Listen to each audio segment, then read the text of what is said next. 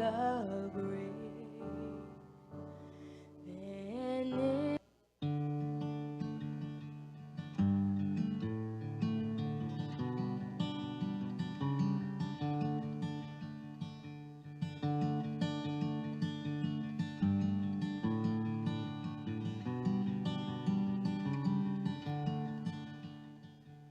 be thou my vision, O Lord of my heart.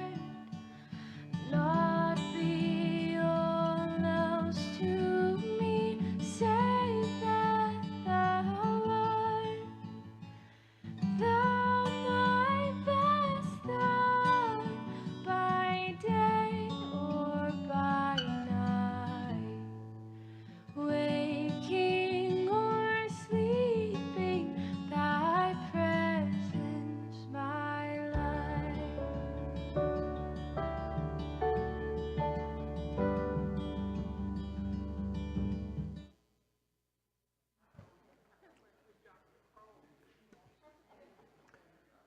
All right, good evening. Glad you're here. I'm going to open us up in prayer, and we'll go ahead and get started.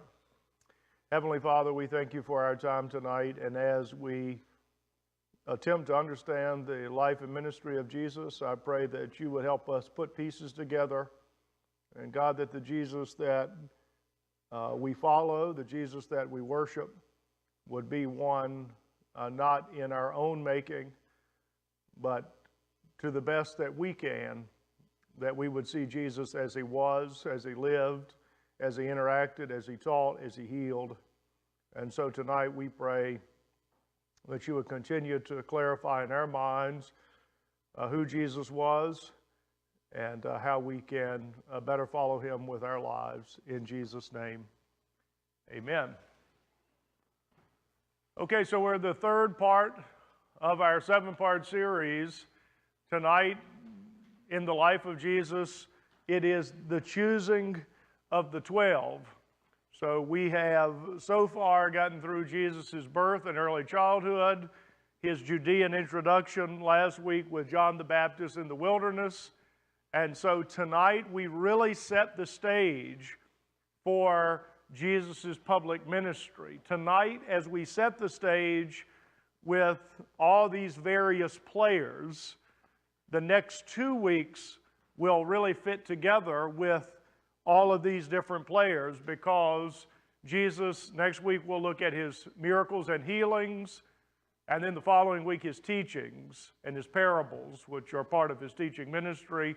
But understanding who is around Jesus, who he is talking to, where he is establishing his ministry base is going to be of uttermost importance. And actually tonight I want to address 4 basic questions. 1, where was Jesus' ministry base? 2, who were the 12 disciples? 3, what about the other disciples / crowds that were not part of the 12 disciples? How are we to think about that group? And fourthly, who were Jesus' opponents, or the other groups that were around at Jesus' time? So those are going to be the 4 questions that we will hopefully address tonight. So when we address the first question, where's Jesus' ministry base? We are moving around first century Israel. I've said this probably now for the last time. You understand Israel by 4 bodies of water: Mediterranean Sea, Sea of Galilee, Jordan River, Dead Sea. You get those 4 in your mind, you can maneuver. So just notice that Bethlehem and Jerusalem were closest to the Dead Sea as far as the next closest body of water. And tonight we will go north to the Sea of Galilee. So that's where we're going to be hanging out. We'll focus in the region of the Galilee. And so you can see the Sea of Galilee there and the region of the Galilee around. Do you hear something? Okay. I think we're just getting, we're just getting an interception of like a CB radio. coming through. It does happen because I'm on a wireless device and, you know, CB radio, so we get to hear in on somebody's conversation. Ignore that for the time being. We are in the region of the Galilee, so if you're just trying to understand how big are we talking about, basically 20 miles by 30 miles is all the area we're talking about. And then to notice that the majority of Jesus' ministry is going to happen around the Sea of Galilee. The majority of his teachings, the majority of his healings will happen in this region. So when you read the Gospels outside of Passion Week, where it is centered around Jerusalem, you're going to be in this, this particular region.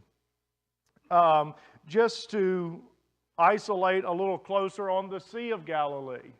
So notice the Sea of Galilee has multiple names. Lake Gennesaret, Sea of Tiberias, Sea of Kinneret. So you get a lot of different names. Again, the Sea of Galilee is a freshwater lake. It's 13 miles wide, 13 miles long, 7 miles wide. So not too impressive. Here are some actual pictures of what it looks like. So a very nice pastoral situation in the region of the Galilee, green, well, during the spring and summer months, and a beautiful body of water there next to it. Here's another picture, just taken from a different location. Very nice, a very nice area, very beautiful. If I had to pick a place to live in Israel, the sea, around the Sea of Galilee is exactly where I'm going to be. So just think about it. Just think about Smith Mountain Lake. When you have a nice place to go fishing, guess what you attract? Fishermen and a fishing community. And we will notice that Jesus' home base, just think, born in Bethlehem, raised in Nazareth. But he'll ultimately be rejected in Nazareth. He'll say, you know, a prophet doesn't have honor in his own hometown. He'll leave Nazareth, and he will make his home base Capernaum. We've dug up Capernaum. It's one of the places you would visit if you go to the Holy Land. And notice, ancient Capernaum only held about 1,500 people. This is a perfect place for your lake house, right there. Boom, Capernaum, okay? And guess who probably had his lake house right there? Simon Peter. The dome-shaped structure is the traditional site of Simon Peter's house. So he could step out of his front door and wet his line. Not really, they didn't fish with lines, they fished with nets. Obviously, you know that in the Gospels. But even when you stand there, you know, the group who went with me to Holy Land stood right here. You just think, I feel like I'm at Bugs Island. I feel like I'm at Smith Mountain Lake, except in a very Mediterranean type situation. Notice here is the synagogue that they've excavated. Now, the top parts of this synagogue are after Jesus, but the base of the synagogue looks like it's during the time of Jesus. So it's very possible that Jesus would have stood in this area and delivered messages. And if they're right, you know, notice here are all the houses, the bases of the houses. They live really close together to one another and in very small quarters. And usually everybody would sleep in a pile in the middle of the room. So that's another issue. But there it is. That's ancient Capernaum. We dug it up. The two things you see is a Roman Catholic church has built what looks like a spaceship over top of the supposed site of Simon Peter's house. And then we do know that the synagogue is in the center. And no doubt you can imagine in this same area, you know, Simon Peter jumping out on the lake and coming in with his fish, and Matthew, the tax collector, saying, we're going to need to see some taxes on those fish you just caught. So it all starts making a lot more sense when you just have a little bit of historical whereabouts. So this will be Jesus' home base. One of the first miracles we'll look at next week that Jesus will do is heal Simon Peter's mother-in-law, which means Simon Peter himself had a wife, and it could have been right here in this small fishing village that Jesus would have performed one of his first miracles with Simon Peter's mother-in-law. I will just make one other brief statement about the uniqueness of how Jesus went about getting his disciples, because it is not uncommon in the ancient world not uncommon in today's world, for sought out spiritual leaders or academic leaders or thought leaders to have people that want to be around them, people that want to follow them. And what would happen in the case of sought out spiritual leaders or sought out thought leaders in Jesus' day and in our day is you kind of grovel to get in their presence. You apply, you go through the admissions process, you take a test. You have to do something to show your worthiness to be around this particular leader. And one of the striking features of Jesus is he did not have people lining up and groveling to be in his presence per se, but the picture we get in the Gospels is that Jesus went out and recruited people and said, "Follow me, and I'll make you to become fishers of men." So the unique way of which Jesus went about selecting disciples was very countercultural to the way typical leaders in Jesus' day would have sought disciples. So now let's try to get in our mind the 12 disciples. You would say this should be easy, right? I would seriously doubt that anybody right now without the handout, maybe I'm wrong, could recite for me all 12 disciples. Now the question becomes, why these people that are right around Jesus, why are we having such a hard time remembering the people that were Jesus' closest associates? I think it's a very interesting question to be thinking about. I think the answer is because some of the disciples, outside of their name being listed as one of the 12 disciples, we know absolutely nothing else about them. We know that they were one of the 12, and that is it. Now, others we know more about. But some of them are very opaque figures that, quite frankly, we have a hard time relating to because we don't know anything about them other than their name is on a list as one of the 12, and that's it. There's a few of those, and we'll point those out. So since I haven't picked up the Bible as much as I want to, even though there's tons of scriptures that you can look up in your free time, I do just want to show you how simple this is to find out who the 12 are. And I'll just read for you now Luke 6, 12 to 16. You don't have to flip there, just listen. It says, during those days he went to the mountain to pray and spent all night in prayer to God. And when daylight came, he summoned his disciples, and he chose 12 of them whom he named apostles. And here they are: Simon, who is also named Peter, and Andrew his brother, James and John, Philip and Bartholomew, Matthew and Thomas, James the son of Alphaeus, and Simon called the Zealot, Judas the son of James, and Judas Iscariot, who became a traitor. So you do get a few times in the Gospels a full list, like here are the 12. But if we then try to pull all the pieces together, which is no small feat, by the way, and then sometimes we're just guessing because there's just such a little bit of evidence on some of these. Here are the 12, and here's what we know about them. So let's talk about the 12 disciples just for a moment. So let's start out with the most well-known disciple, Simon Peter. So Simon Peter, again, has a lot of names that you have to notice. His Aramaic name is Cephas. He's called Peter. He's called Simon. So he has quite a few names around him. We do know that Simon Peter is a fisherman and that he resided in Capernaum. So we do know this much. And furthermore, we know that he had a brother. So the first two top disciples are brothers. Simon, we actually have two sets of brothers in the 12 disciples, Simon Peter and Andrew are brothers. And then we know a little bit, quite frankly, of fishing life. And actually the first four disciples all are all fishermen. The first four in this list are all fishermen.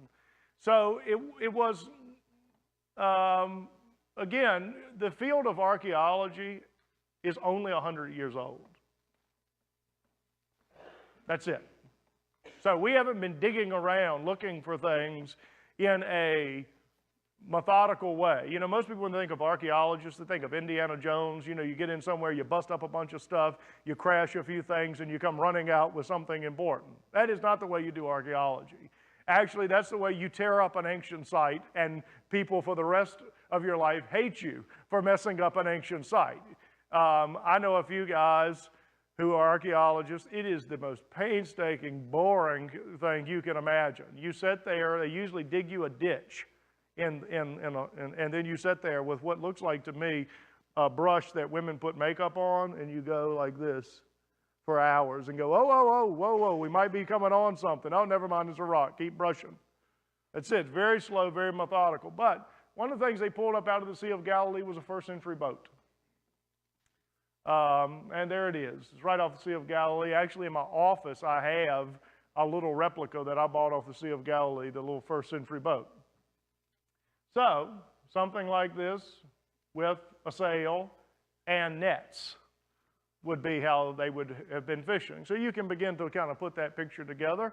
Again, that boat is not very large, and the Sea of Galilee as well are not very large. So Simon Peter, Andrew, James the son of Zebedee, and John the son of Zebedee, we will see, are all fishermen. So, and that's clear in the Gospels. So James and John son of Zebedee are also called sons of thunder. Now, I will just make one other statement, and for those of you who can accept this, accept it, and for those of you who can't accept it, just throw it away, okay, just as quick as I said it. Most of the time when you see James in your English Bible, you know what that person's real name is? Jacob. It's every time. William Tyndale took the Latin version of Jacob and made it James. And then when King James wanted a translation, he liked his name being in the Bible. So he kept with that. So most of the time, like the epistle to James, the book of James, is actually the epistle to Jacob. If you go to any other context, like if you go to any other language, they'll say, and turn into the epistle of Jacob. And most people are thinking, are they reading out of the Apocrypha? No, they're reading out of the New Testament. We're the one who messed up the translation. So just know, most of the time you see James as Jacob, you just got to let that be what it is. So with that caveat, you've got James the son of Zebedee and John the son of Zebedee. They are called sons of thunder. And again, we don't ultimately know why they're called sons of thunder, but one good reason that they're called sons of thunder is they were a thunderous type of personality. Here, I'll read a text for you, Luke chapter 9, verse 51, and it says, when the days were coming to a close for him to be taken up, he determined to journey to Jerusalem. He sent messengers ahead of him, and on the way they entered a village of the Samaritans to make preparations for him. But they did not welcome him because he determined to journey to Jerusalem. When the disciples, named James and John, two guys here, saw this, they said, Lord, do you want us to call down fire from heaven to consume them? That'll get you sons of thunder. But he turned and rebuked them, and they went to another village. So maybe James and John are fiery personalities. Now, John, son of Zebedee, we know quite a bit about because he is the author of the Gospel of John. He's also the disciple that Jesus loved. Two of the disciples, Matthew and John, write the Gospels. Okay, so that's very important to kind of get in your mind.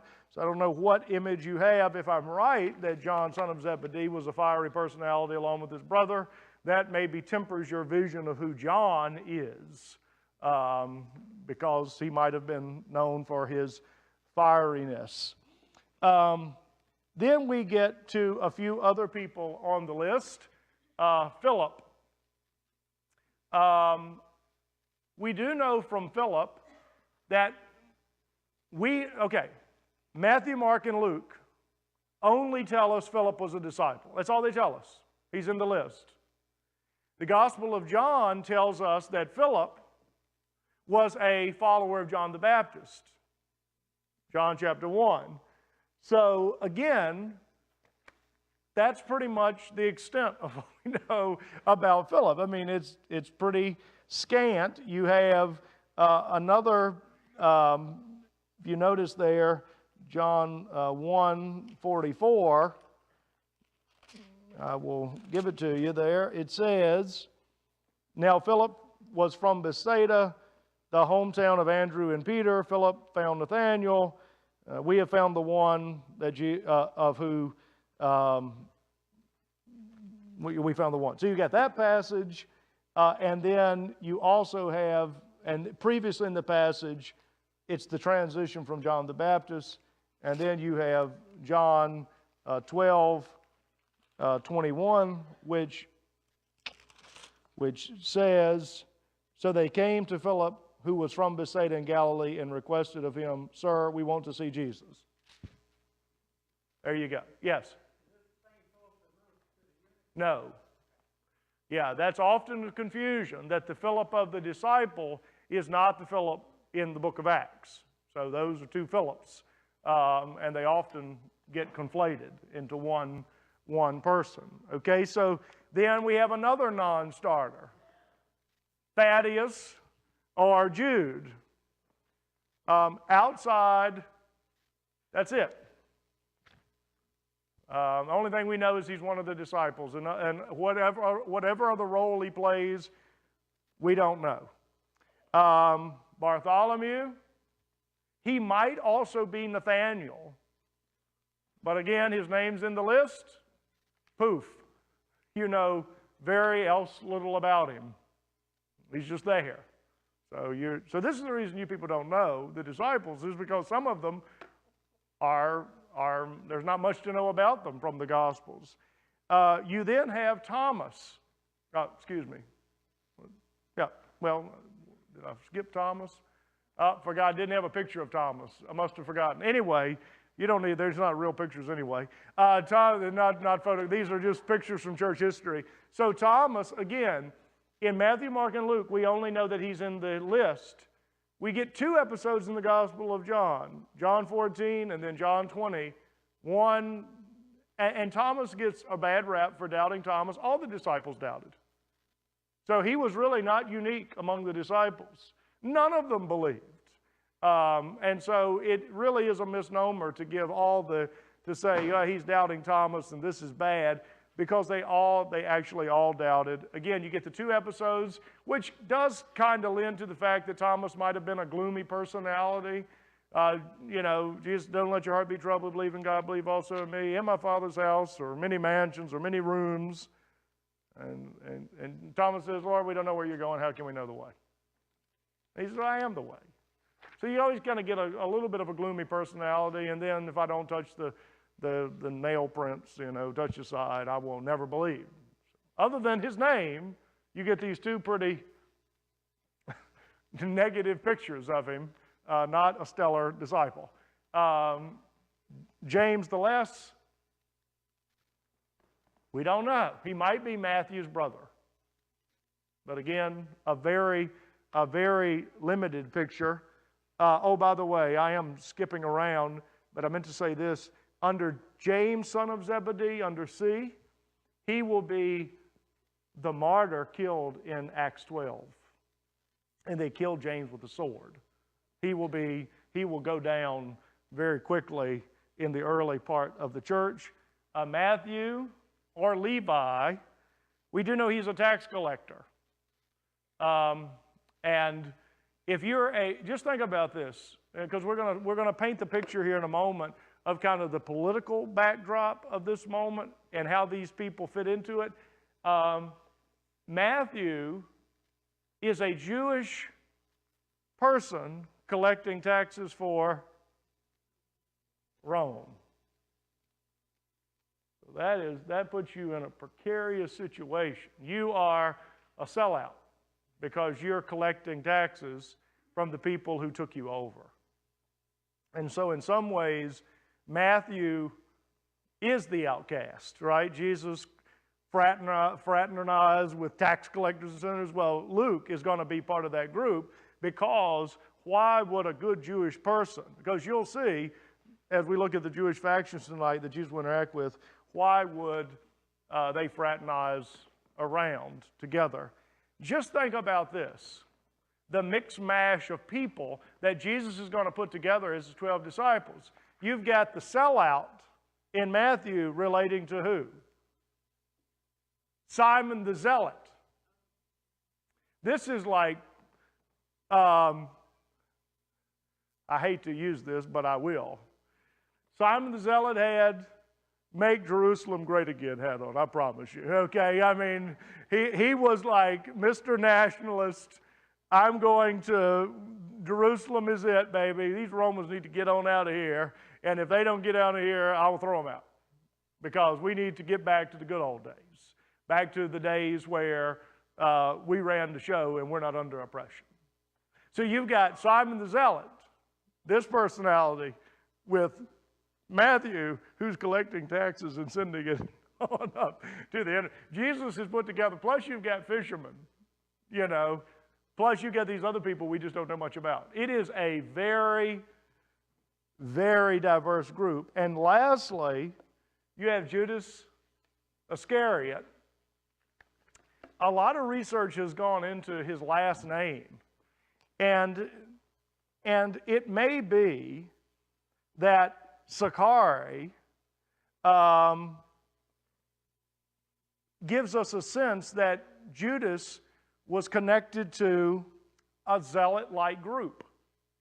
Now, if he was, one of the questions that we ask, and I am purely speculating now, is why did Judas sell Jesus out? And part of the reason may have been he wanted a political revolution, misunderstood it, and was trying to push Jesus' hand in that particular way. We don't know, but he certainly does sell Jesus out. And something motivated him to do that, certainly Satan, but maybe something else as well. And so you have Judas Iscariot, who will then be replaced in the book of Acts by Matthias. These are the 12 disciples. Again, the ones we know the most about are Peter, Andrew, James, John, Matthew, Judas. So you really only have a full and robust picture of about half of them. So the reason most people can't list the 12 disciples is some of them are disciples to you in name only. Because they're disciples to you in name only, because they're disciples in name only in the Gospels themselves. But as we build a picture of Jesus, we can envision now Jesus walking around the hillsides of Galilee with these 12. They would have moved with him virtually everywhere. They would live together. They would eat together. You would not see Jesus apart from the 12. Yeah.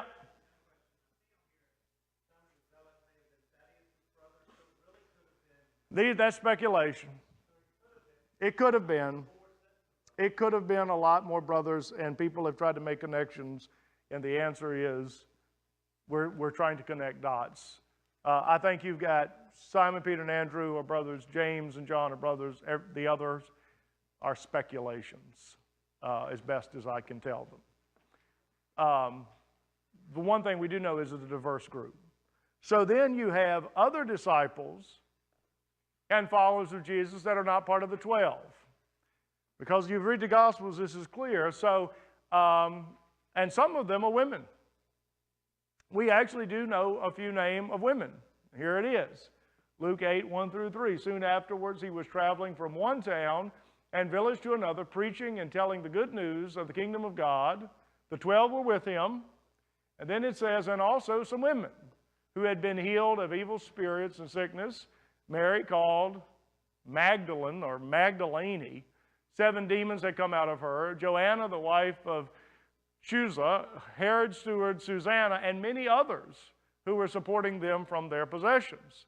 So evidently some women of means were also traveling and subsidizing. I mean, how is Jesus with 12 guys walking around? They don't have day jobs, you know. So how are they funding? Yes. Okay, no doubt that there were miraculous, but notice here, it says, and many others were supporting them from their possessions. God can do it supernaturally or he can do it naturally. Both are from God's hand. And so this is the case. So now just trying to lay all this out, I would say you need several tiers of thinking who's around Jesus.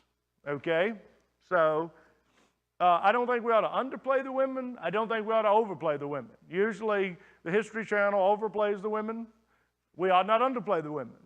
Okay, so the cooking. Somebody had to cook. Where we do have a cooking scene that the disciples are cooking fish. They know how to cook fish on the Sea of Galilee in John 21. Yeah, I have no idea. I'm not touching any of that. Let me keep on track. So just think about those who are around Jesus. You have the inner circle. So of the 12, you have 3, Peter, James, John. Okay? Then you have the 12. These are Jesus' closest. Then you have others who left their homes and families behind to follow Jesus for a while or permanently. So you have some people leaving everything they've got that were outside of the 12 walking with Jesus. So it's conceivable that Jesus could have had a band of 30 or 40 around him, but he had kind of a pecking order. And then you had others who did not leave their homes, but supported Jesus as he came by and was there available. They had a lot. They thought, I can't leave my day job, but I encountered Jesus of Nazareth, so if he comes back in the neighborhood, I might travel to try to support him. Then you have the crowds who just show up because something cool is happening. And then you have the opponents. Okay, so you need to think, if you're just following the Gospels, you kind of need to think in these 6 categories. Yeah.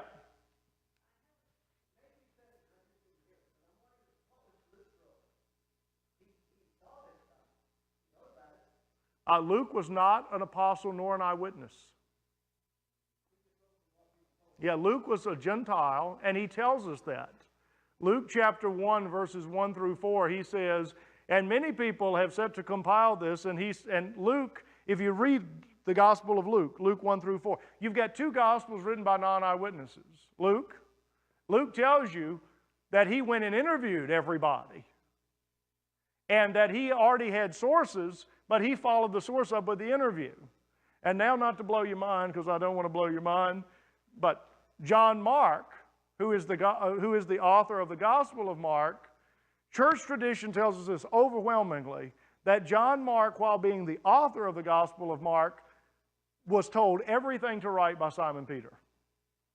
So actually the Gospel of Mark, while written by John Mark, was primarily from Simon Peter, who was an eyewitness.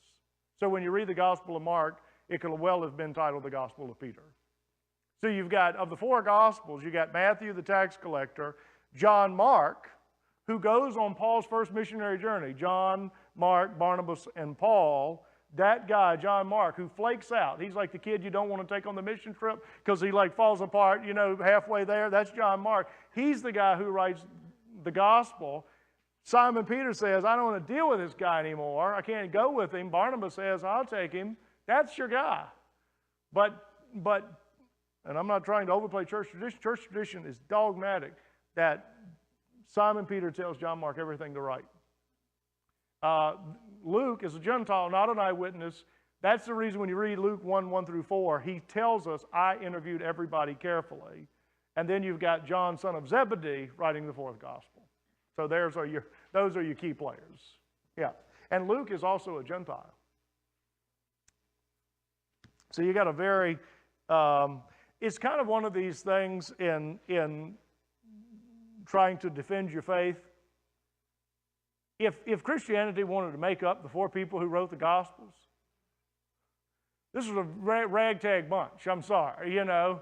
I mean, Matthew's okay, John's okay, but John Mark, I mean, I just say, look, John, we're going to underplay that you actually scribed this down, and we're going to play up Peter's actually behind it. That'd be much more, deliver more of a punch, and Luke, of all people, you know. No, there's no verse in Mark, but I can produce the evidence. I mean, I can produce the evidence that has thoroughly convinced me. Okay. So, let's talk about Jesus' opponents. We got to get all the players on the table tonight. So, remember I told you where in the Gospels, or where in the Old Testament, do you find Pharisees, scribes, Sadducees, zealots, Essenes, Herodians? And the answer is, you don't. They don't exist. And the question is, why don't they exist in the Old Testament, and why do they exist in the New Testament? I think if you think about it, you'll know the answer to this question.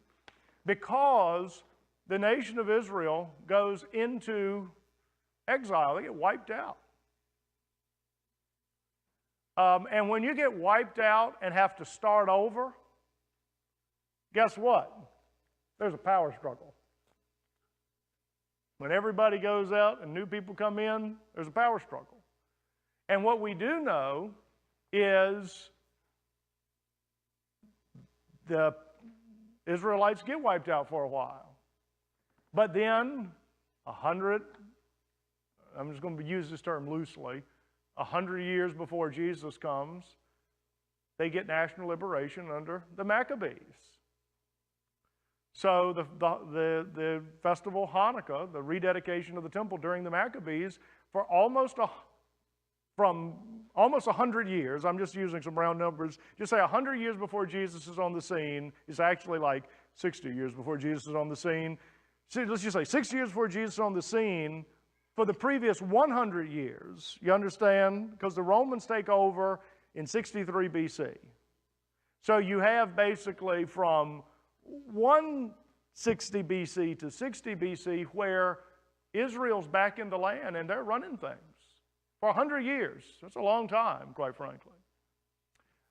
But then, and so they're jockeying for position again, but then Rome comes in and boots them out. And so you have the residue of not only the political upheaval of Rome coming in, but the two major groups in Israel who had the power when they were running the show. And guess who those two groups were? The Pharisees and the Sadducees. They had the power during that political time. It's just like you can trace the Republican and Democratic Party back to where they came from, you know. You can do the same thing with the Pharisees and the Sadducees. Another thing, in America, we keep religion and politics separated, kinda. In Israel, no. Religion and politics were one and the same. So when the Pharisees living life in Israel under God's law was both religion and politics. You understand this? And this will be important. And it used to be, before the Roman regime came in, just to kind of get this in your mind, it used to be when the Jewish people were in control of their own land, they made decisions on everything, even capital punishment. But you will see at the crucifixion of Jesus, Rome had given them some authority to make some decisions over their own civil life, but when it came to execution, they had to bump it up and let Pontius Pilate make the final call. You see the tension there. So they're like, basically Rome said, we don't understand all your crazy little laws. You get this much authority, but once you cross this line, we're going to make a final say-so. And so you get to see all of that play out even in Jesus' crucifixion. Take him to the Sanhedrin, but they're like, nope, we want the big one. Get him to the Roman official, Pontius Pilate. And Pontius Pilate is like waking up like, what is going on? Why are you people here? Why are you at my desk? And they're like, because we need you to act because we know our authority is limited. But you see this all playing out. You see how that's a new world. That's not the world we live in, but that's the world of Jesus. All right, so let's try to get these in view. Let's talk about the Pharisees for a moment. The Pharisees were the largest and most influential group within Judaism. They were an outgrowth of the Hasidim. Now, the Hasidim, just to let you know, remember, Jewish culture had been baptized into what other culture during the intertestamental period? Anybody remember? Somebody came marching across the ancient world? Greek culture. Remember, even to the point that the Old Testament was translated into Greek, the Septuagint. Okay? So, guess what the Pharisees said? We don't want any Greek influence. We're going to maintain our identity. We don't like this. We don't like this assimilation. So they're the outgrowth of the Hasidim during the Maccabean revolt. That was part of the Maccabean revolt. We don't like being assimilated anymore. Okay, they followed not only the entire Hebrew canon, but also the oral law along with the canon. This is the big difference. Okay, so some people say the Pharisees were the conservatives and the Sadducees were the liberals. I don't like that. Okay, and here's the reason. Because the shoe could just be put on the other foot. That the Sadducees were the conservatives and the Pharisees. You can't put our categories on them because this is what the Pharisees thought. The Pharisees thought that the Old Testament should apply to every single area of life for people living in Israel. Every single area. Now the problem is, does the Old Testament apply to every single area of life, even in first century Israel? Does it apply? No, it doesn't apply. So when that would happen, what did the Pharisees do? They said, we have an oral tradition that is alongside of the Old Testament, and this clarifies and applies every single area of life. You see the difference there? So really, you could say that the Pharisees have two Torahs. They have the written one and the traditions of men. That's what Jesus is going to really hammer this one. But their idea is we're going to apply the Old Testament scriptures to every single area of life, and Jesus says, you've weighed down the people. Jesus will say, come unto me, all you who are weak and heavy laden, I'll give you rest. From the Pharisees, because they had so encumbered. And notice, if you just notice in the Gospels, Matthew chapter 15, verses 1 through 9, you'll notice one of the early, it says, and Jesus was approached by the Pharisees, and usually the scribes are right there with them, from Jerusalem. And then, why do your disciples break the tradition of the elders, for they don't do ritual hand washings when they eat?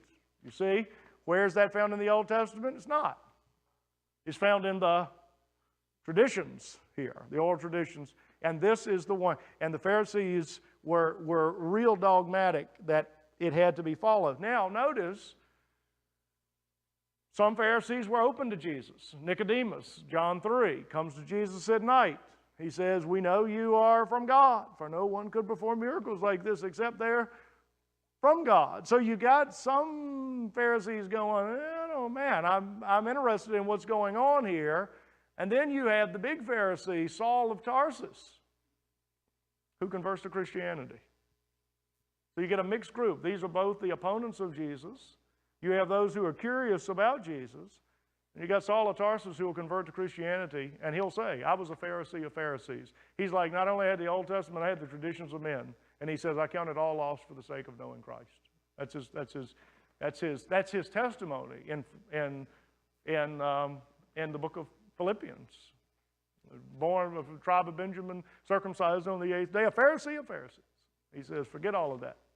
So Paul would have been, quite frankly, Paul would have had his PhD from the University of Jerusalem under the great teacher Gamaliel.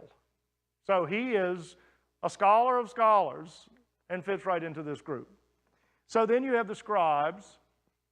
Let me just make a brief statement about the New Testament world. This is very fashionable. So if one of your kids or grandkids or somebody comes to you and says, you know, everybody in the ancient world, they were illiterate. That's a very, nobody knew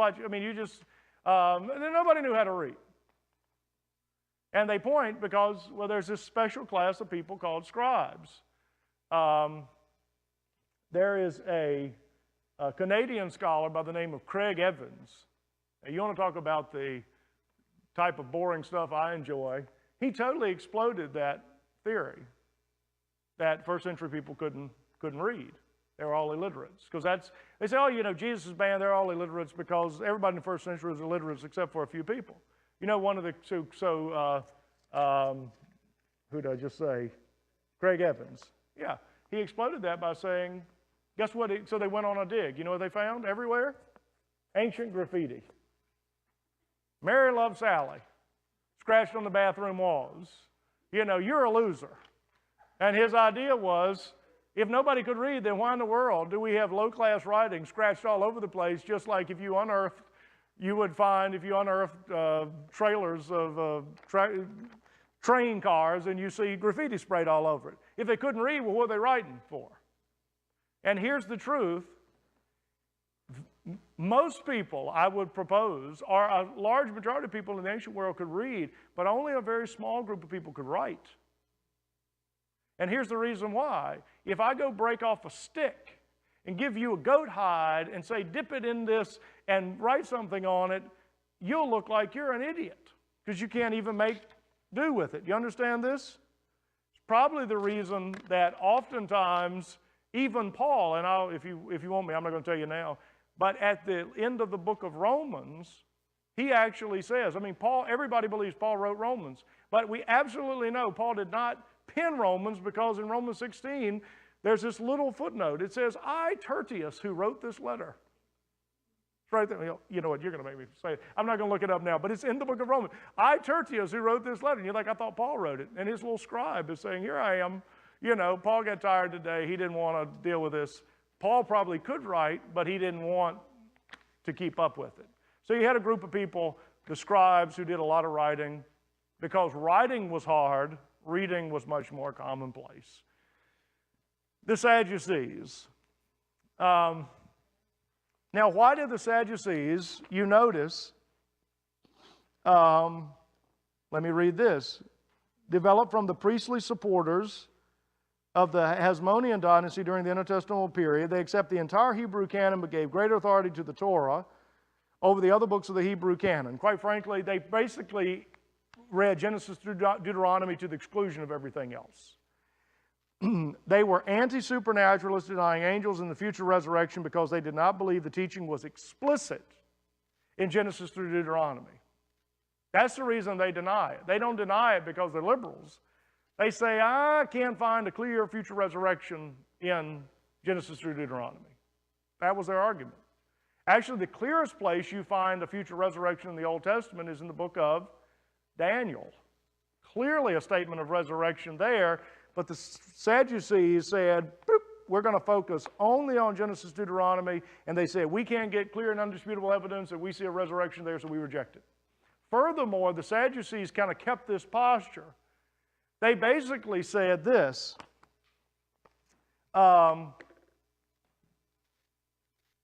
unlike the Pharisees, they didn't have this tradition of men. Guess who was the authority? Them. They were the priestly class. So if you came to them with a question, they would give you the interpretation. You say, well, why did you say that? Well, because that's what Genesis through Deuteronomy says. But what the Sadducees would do oftentimes that the Pharisees would not do is if the Sadducees felt like that there wasn't a clear commandment for your situation, you know what they say? Do what you want to do. You see the difference there. Do you understand this?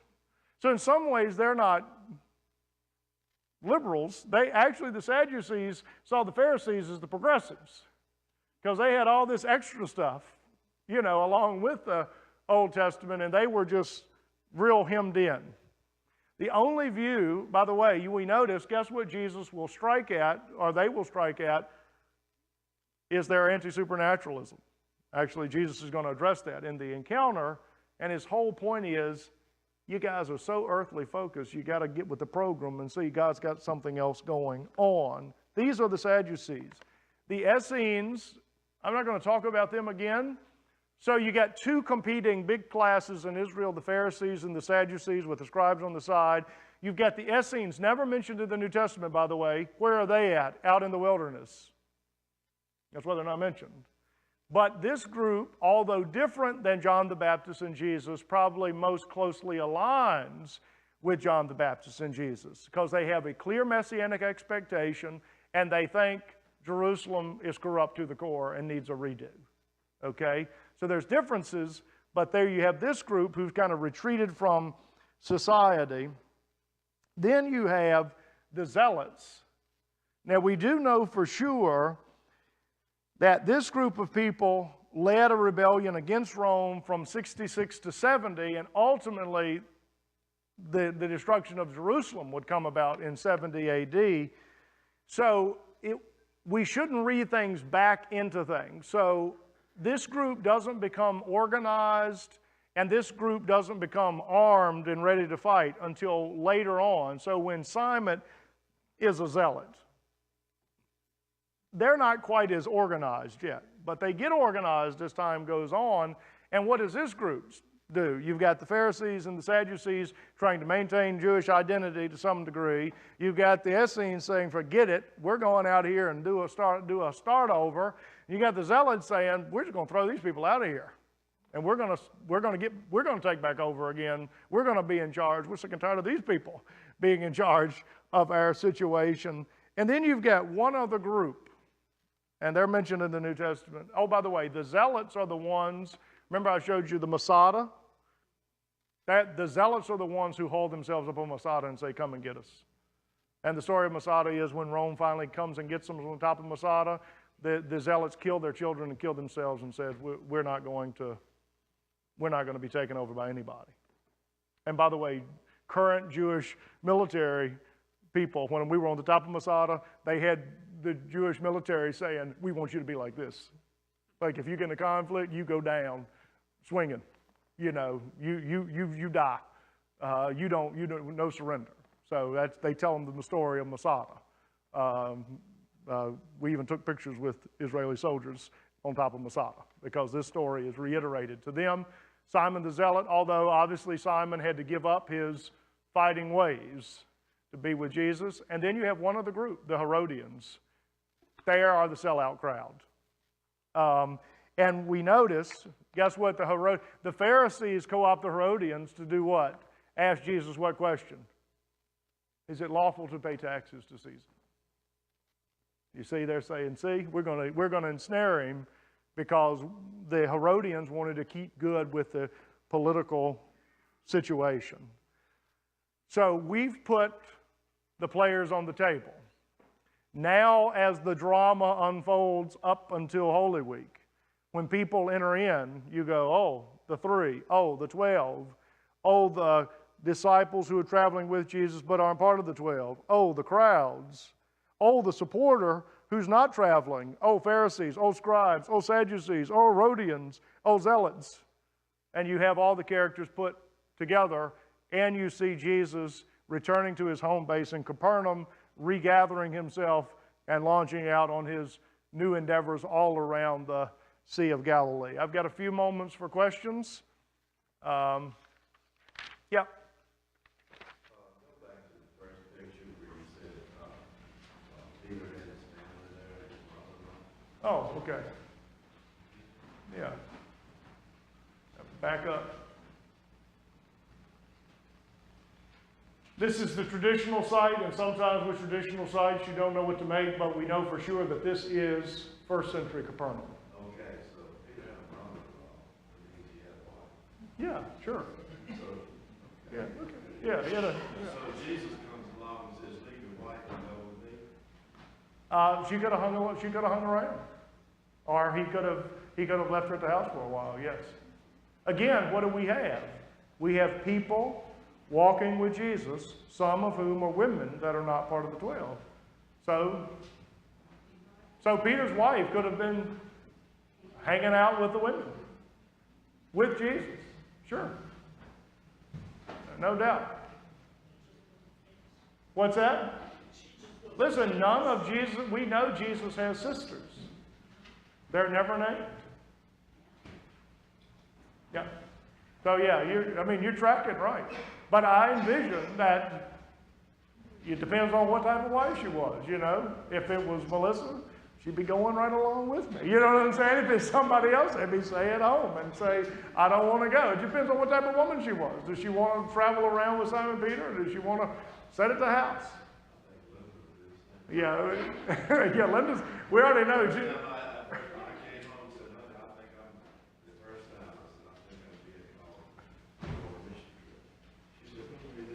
oh, yeah, so Linda was ready to go. Well, then there you go.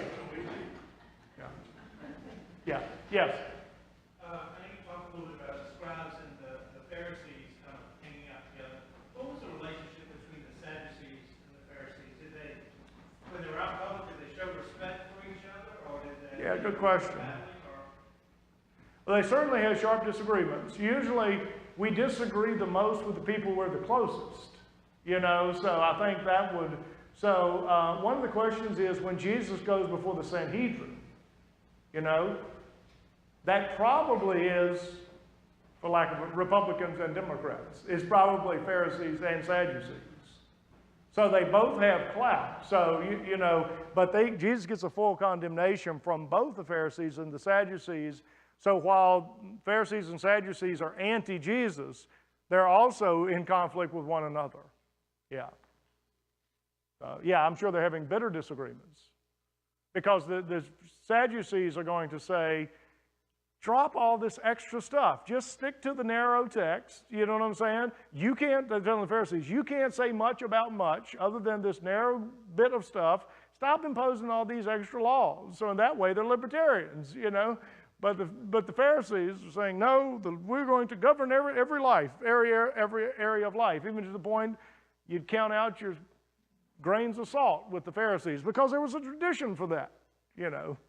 And so that's your two groups. They don't fit nicely in any of our categories.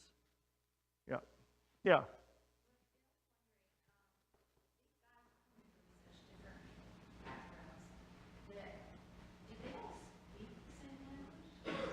Yeah, I would say they all do speak the same language. I think at this point in time, Aramaic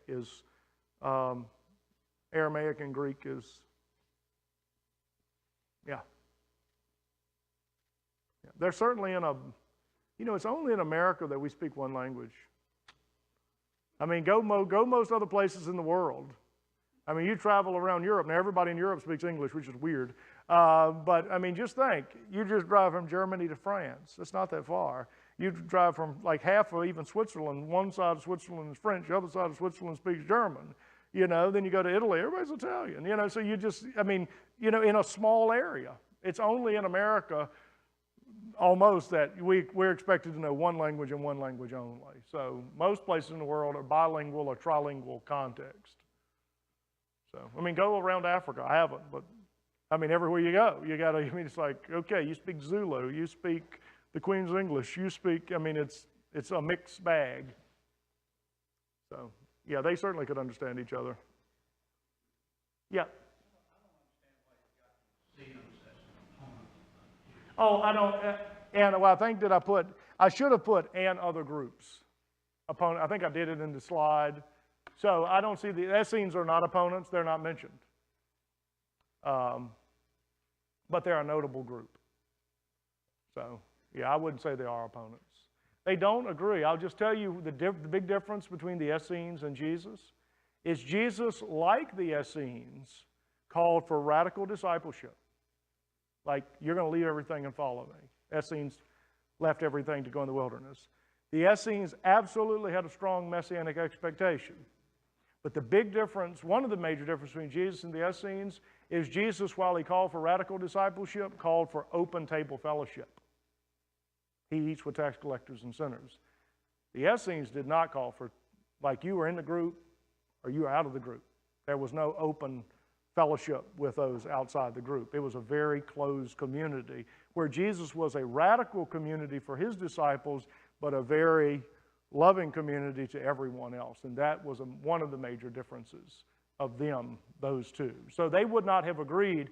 The Essenes would have, if we don't have any interaction, but I think the Essenes would have critiqued Jesus the same way the Pharisees and Sadducees did. You're mixing with the wrong group.